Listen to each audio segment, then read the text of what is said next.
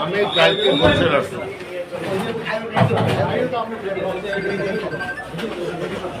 সকালে কি হয়েছিল? কালকে বরিশাল আসছি, আজকে বিকালে বরিশালে এরিয়া কমান্ডার আমাকে সংগঠন দাওয়াত করেছে। হাতের কাগজ আমি দেখিয়েছি। সকালে আমি আমার গ্রামের সাঙ্গুরে গেছিলাম।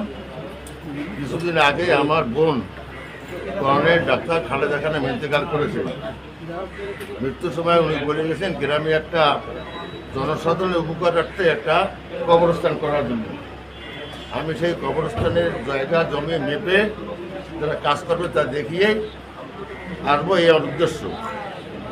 জালকাঠি